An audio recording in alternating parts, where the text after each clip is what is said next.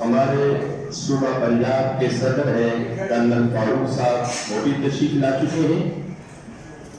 مختصر سی نعت اور پھر میں انشاءاللہ اپنے مقررین سے اس محفل کا آغاز کروں۔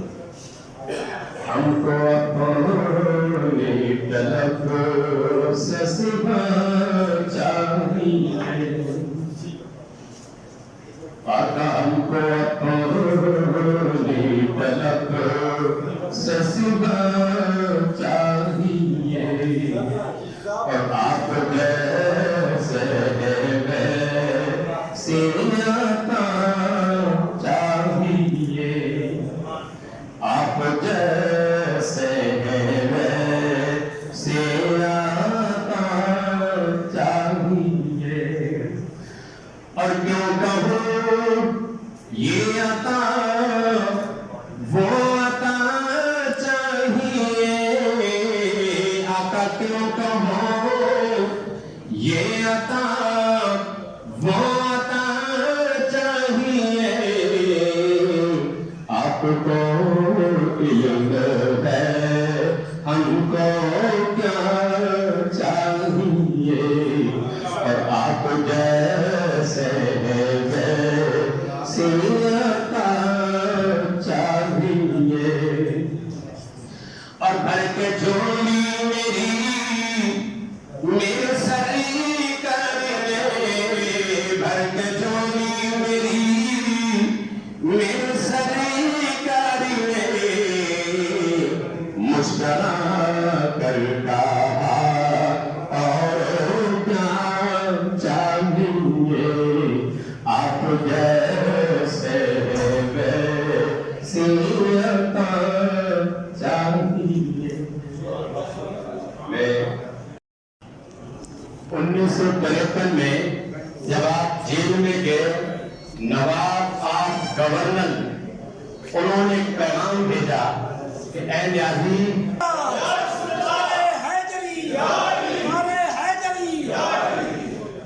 اے گورنر، میرا تو سودا بازار مصطفیٰ میں ہو چکا ہے، ساری دنیا کی دولت ایک طرف رکھ دے اور عشق مصطفیٰ کی دولت ایک طرف رکھ دے۔ تو گورنر کو مخاطب ہو کر یہ جملے کہے تھے کہ میں تیری مونچھوں سے بغاوت تو کر سکتا ہوں، لیکن زلف رسول سے بغاوت نہیں کر سکتا۔ اب بلا تاخیر پیر طریقت عالم اسلام کے ایک عظیم رہنما اور ایک درگاہ عالیہ اعلیٰ حضرت میاں شیر ربانی کے جانشین، ان کا خون ان کے جگر گوشہ ملک پاکستان میں، ان کا سیاست میں ایک نام ہے، اپنے علاقے سے MNA MPA ضلعی ناظم بھی رہے، لیکن ہمیشہ میاں صاحب یہ کہتے ہیں کہ مجھے ان چیزوں پر فخر نہیں ہے، مجھے اس چیز پر فخر ہے کہ میں شیر ربانی کی اولاد ہوں، مجھے اس چیز پر فخر ہے، چاہے MP ہو MNA ضلعی ناظم ہو کچھ بھی ہو، یہ تمام دنیا کی سیٹیں آزی ہے، لیکن میاں شیر ربانی کا نام قیامت تک چمکتا رہے گا۔ تو میں ان کے جگر گوشہ اعلیٰ حضرت میاں شیر ربانی کے جانشین صاحبزادہ میاں جلیل احمد شرف پوری نقشبندی مجددی آپ کا شکریہ بھی ادا کرتے ہیں۔ میں نے آپ کو دعوت دی تو آپ نے کہا मोहब्बत के लिए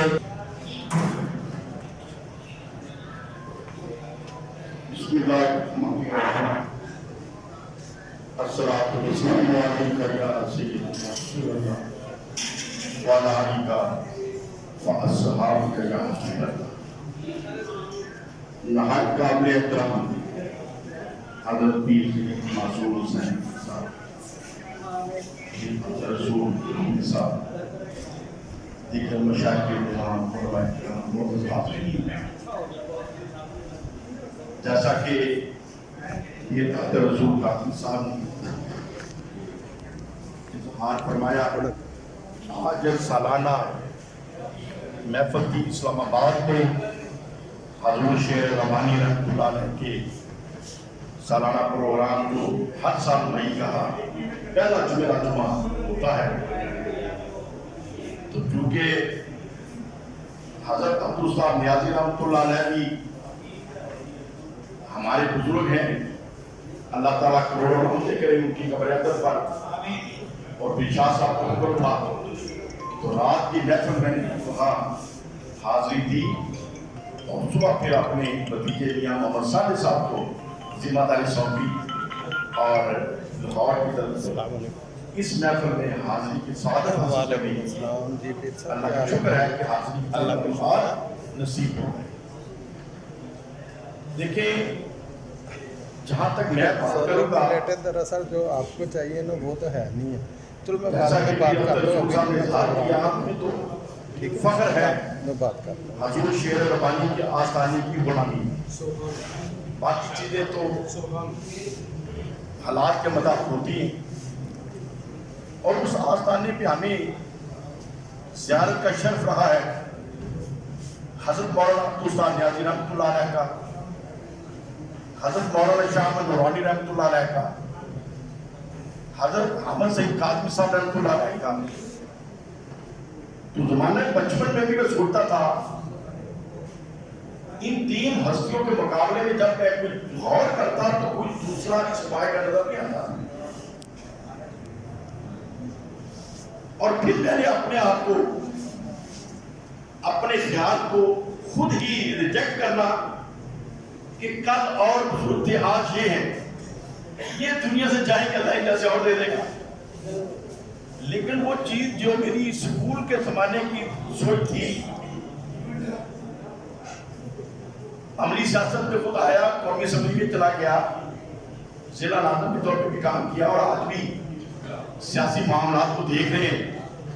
हकीकत है कि पूरे पाकिस्तान में ये निगाह डालें, इन तीन हस्तियों जैसी हस्ती आज भी नजर नहीं। और हज़रत अब्दुल साहब नियाज़ी रहमतुल्लाह अलैह का जो मुजाहिदाना करदार था, कायद-ए-आज़म मोहम्मद अली जिन्ना रहमतुल्लाह अलैह के साथी के तौर पे जो उन्होंने तहरीक पाकिस्तान के अंदर नौजवानी के अंदर करदार अदा किया,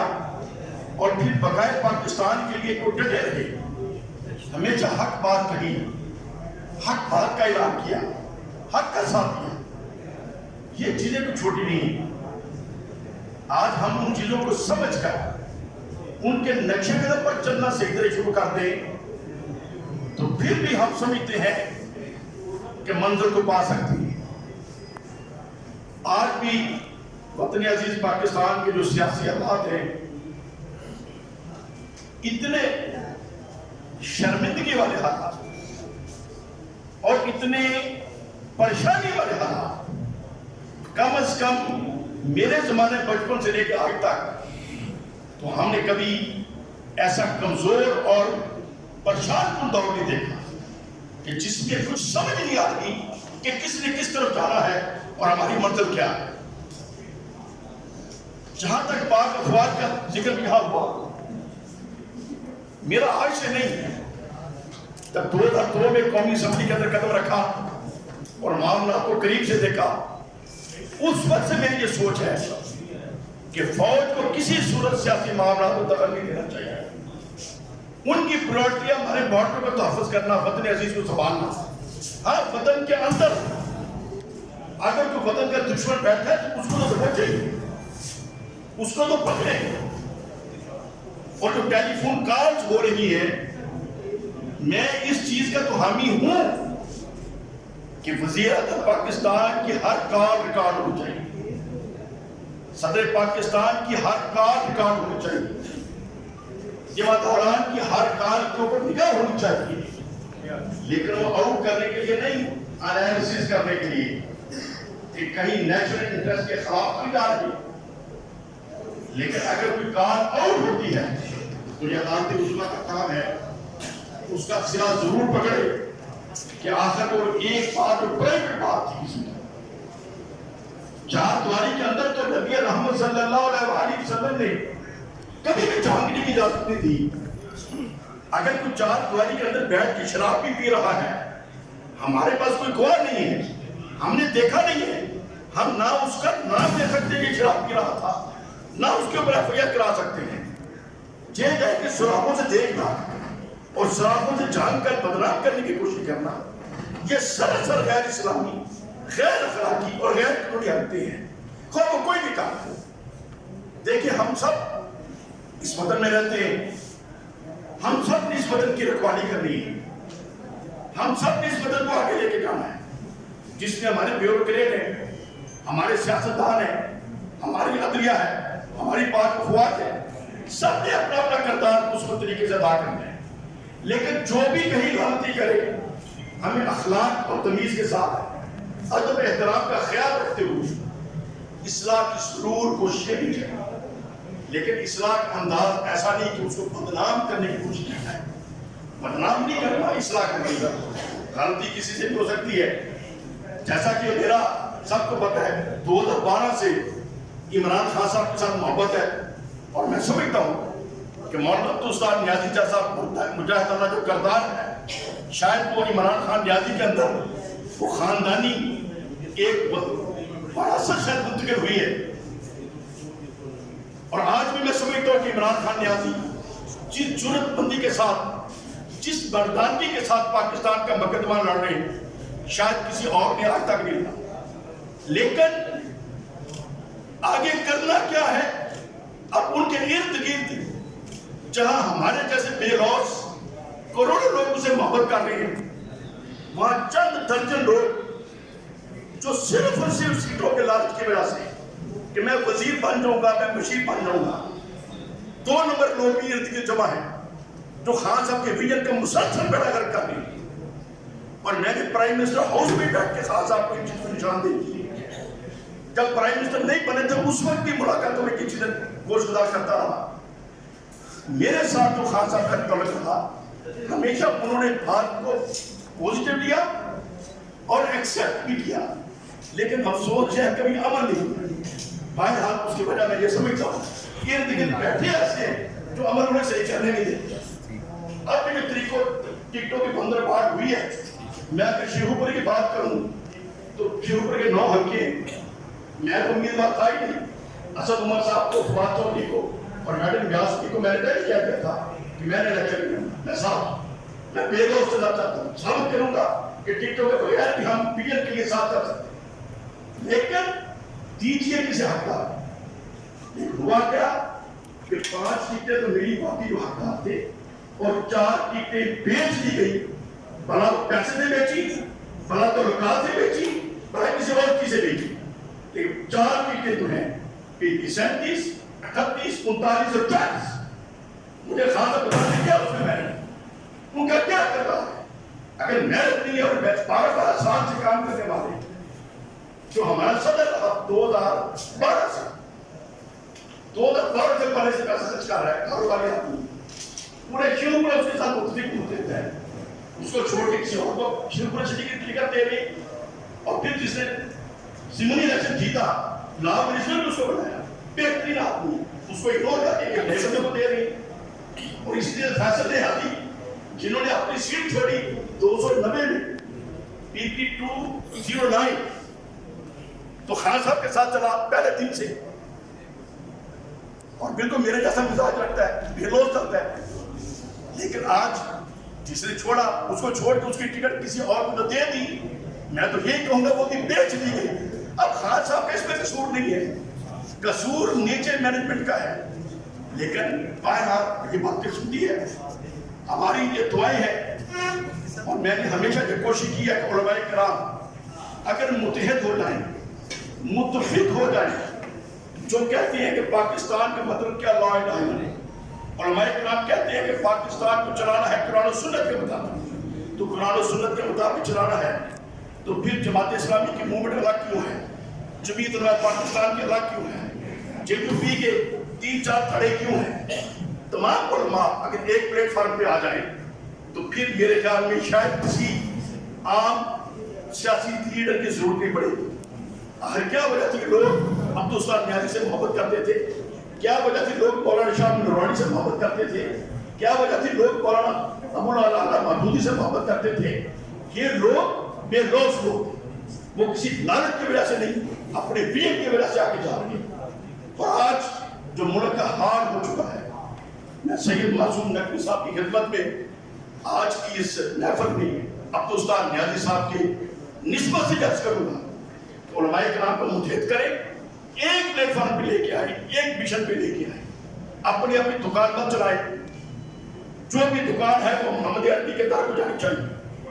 ریاست مدینہ کو جانی چاہیے، اور خان صاحب کے ساتھ بھی محبت کی میری یہی وجہ ہے کہ وہ ریاست مدینہ کا نام لیتے ہیں اور دل سے لیتے ہیں، اور میری یہ کوشش رہی کہ خان صاحب کے ارد گرد علماء کو جمع کیا جائے۔ میں نے پرائم منسٹر ہاؤس میں بھی خان صاحب کو کہا کہ سر آپ جو بات کرتے ہیں ریاست مدینہ کی دل سے کرتے ہیں، نبی پاک کی سیرت کی بات کرتے ہیں، آپ کی آنکھوں میں چمک آ جاتی ہے، لیکن جو آپ کے ارد گرد بیٹھے ہیں وہ تو ریاست مدینہ کے لیے نہیں بیٹھے، وہ تو آپ کی شہرت کو کیش کرنے کے لیے بیٹھے ہیں۔ تو اپنے ارد گرد علماء کرام کا ایک ایسا طبقہ کلوز کریں جو آپ کے رہنمائی بھی کریں، آپ کی غلطیوں کی اصلاح بھی کریں اور پرخلوص مشورے بھی دیں۔ بہرحال آج بھی اگر علماء کرام متحد ہو جائیں تو میں سمجھتا ہوں کہ پھر قیادت پاکستان کی لوگ علماء کے ہاتھ میں دیں گے، لیکن اگر علماء متحد نہیں ہوتے تو پھر اہلا پیرا نتھو خیرے جس نے زیادہ پیسے لگا دیے وہ ملک کو چلاتا پھرے گا، پھر پاکستان فلاں سیل ہے۔ اللہ کرے کسی برے حال بندے کے ہاتھوں سیل نہ ہو جائے۔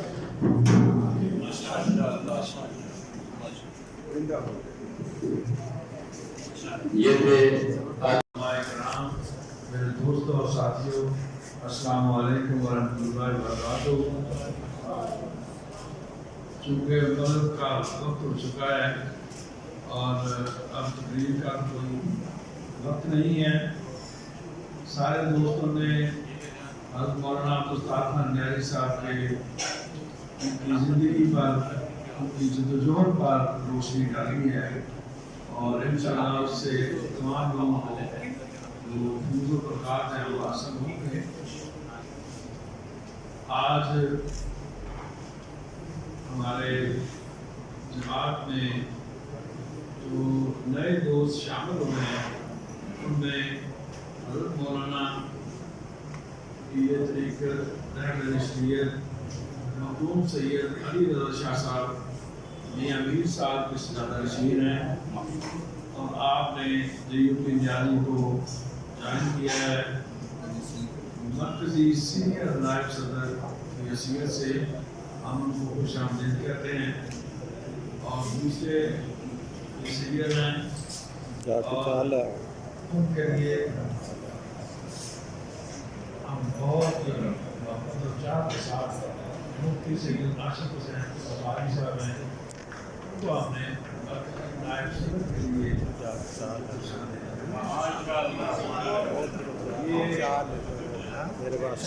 عثمان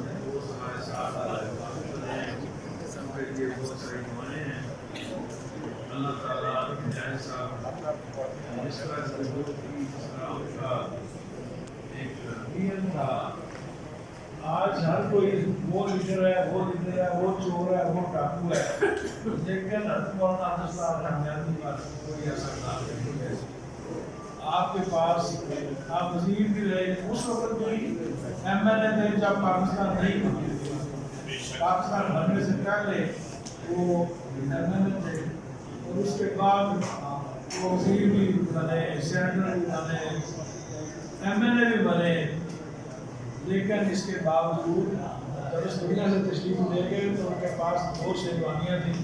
ایک شیروانی پھٹی ہوئی تھی اور ایک صحیح تھی، ایک پگڑی پھٹی ہوئی تھی، ایک صحیح تھی۔ اس لیے ہم ان کی میراث کو لے کر چل رہے ہیں کہ ان کے نام کو بھی زندہ رکھا ہے، ان کی جماعت کو بھی زندہ رکھا ہے، کیونکہ ان پر کوئی طرف سے انتظام ہی نہیں ہے، اس لیے ان کے ساتھ اللہم صلی علی سیدنا مولانا محمد وآلہ وسلم اللہم انت السلام والسلام علیک السلام حینا ربنا الاسلام ورحمۃ السلام بارک ربنا وعلیک یا ذا الجلال والاکرام۔ یا اللہ پاک جو دوست آج کی اس مسابقہ میں قدم قدم چل کے آئے ہیں، یا اللہ پاک ان کو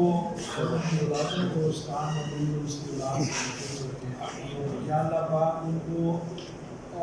ظاہری اور باطنی بیماریوں سے محفوظ رکھیں، ان کو ظاہری اور باطنی دولت سے مالا مال فرمائیں، ان کو دین اور دنیا کی دولت سے مالا مال فرمائیں، یا اللہ پاک جو بے اولاد ہیں جو اولاد عطا فرمائیں، جو بے روزگار ہیں جو روزگار عطا فرمائیں، یا اللہ پاک ان کو اتنا دے دیں کہ نیازی صاحب جیسے بھی تھے ہمارے تھے اور ہمارے لیے وہ بڑھتے پردیش تھے، ان کی وجہ سے آج اس قبیلہ دن کی وجہ سے ان لوگوں نے دینی حاضریں مراتے ہیں جو شریعت مطالعہ کے مطابق ہے وہ کیونکہ مقبول ہیں۔ ربنا آتنا فی الدنیا حسنۃ وفی الآخرۃ حسنۃ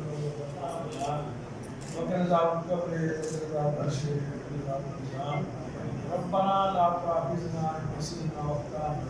ربنا ولا تحمل علينا إصرا كما حملته على الذين من قبلنا ربنا ولا تحملنا ما لا طاقة لنا به واعف عنا واغفر لنا وارحمنا أنت مولانا فانصرنا على القوم الكافرين۔ صلی اللہ تعالی علی سیدنا مولانا محمد